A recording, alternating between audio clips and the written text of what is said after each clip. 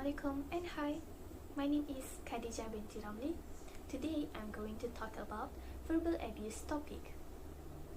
Have you ever wondered if you ever suffered from verbal abuse? Maybe it's not happened on you, or it happened to your family or your friends. For your information, verbal abuse is a form of abusive behavior that involves unfriendly action or language. The pattern of this abusive behavior included hitting, kicking, and other actions that hurting another person. This verbal abuse can happen in your family, friends, and even in your love relationship. Knowing and recognizing the signs of verbal abuse is the first step to help yourself. Get the help that you need and deserve. Do contact any organization hotlines that provide help. These organizations provide professional advice and schedule your face-to-face consultation with you. All counselors, no matter what work setting or client out there, they always try their best to help you to overcome your trouble. If you or your loved one is facing this verbal abuse, reach them by standing up for them. Help them get through this. Tell them that you are not alone. Assalamualaikum warahmatullahi wabarakatuh and selamat sejahtera. My name is Syarah Shahinda binti Abdullah. Today, I would like to talk about depression counselling. Do you know what is depression? Depression is all too common medical condition. It frequently makes people feel sad or empty for extended periods of time. It may also have an effect on one's daily habits and physical well-being. The signs of depression may differ from person to person. There are two main types, which are major depressive disorder and persistent depressive disorder or PDD. For major depressive disorder, and also known as major depression, is characterized by a set of symptoms that make it difficult for a person to work, sleep, learn, eat, and engage in previously pleasurable behaviors. In order to be diagnosed with clinical depression, it must have experienced 5 or more of the following symptoms over a 2-week period. Firstly, they're feeling depressed most of the day. Secondly, significant weight loss or gain. Thirdly, sleeping a lot, not being able to sleep. After that, the symptom is slow thinking or movement. Then, fatigue or low energy most days. And lastly, recurring thought of death or suicide. The second type of depression is persistent depressive disorder. Dysthymia was the term for persistent depression disorder or PDD. It's a milder but still persistent kind of depression. Symptoms must last for at least 2 years before a diagnosis can be made. PDD has a greater impact on people's life than major depression because it lasts longer. People with PDD are more likely to, firstly, lose interest in normal daily activities.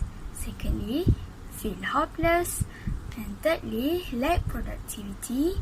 Lastly, and have low self-esteem. And for minor depression is described as showing signs for at least 2 weeks that do not follow any of the major depression guidelines. People suffering from mild depression are at greater risk of experiencing a major depressive illness if they do not get a medication. So, take care and love yourself. That's all from me. Thank you. Hello everyone, my name is Lydia Prashantini, anak perempuan Sundaran, and I'm from Group G.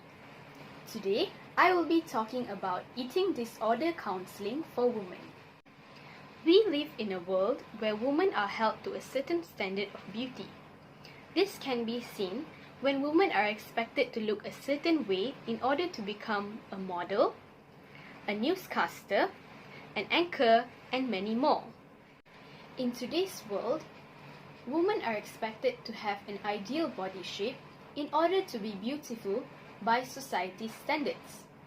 These standards are unobtainable by most women, and as a result, some women find themselves following strict diets and unhealthy eating habits in order to lose weight and obtain a slimmer figure. These unhealthy practices can result in eating disorders such as anorexia, bulimia, emotional eating, or compulsive overeating. Eating disorders can cause women to have depression, self-hatred, and anxiety due to the overwhelming stress to have an ideal body shape. Now, you might be wondering, what is anorexia and bulimia? Well, anorexia is an obsessive desire to lose weight by refusing to eat. On the other hand, bulimia is an obsessive desire to lose weight where fasting and self-induced vomiting or purging is done. So, how do we overcome eating disorders? First, we must accept ourselves for who we truly are. Second, we must love our bodies in order to boost our self-confidence. We should also identify and change any unhealthy eating habits in order to attain a better and healthier lifestyle. Next, we must listen to our bodies and learn new methods of self-care to support our healthy eating practices. Most importantly, we must accept our bodies the way they are and remember that we were all created in different shapes and sizes as we are all unique in our own way. With that, I would like to thank you for listening to my sharing today. Hello, my name is Aida Fatiha binti Shahruddin. I am from Group G. Today, I would like to talk about post-traumatic stress disorder counselling.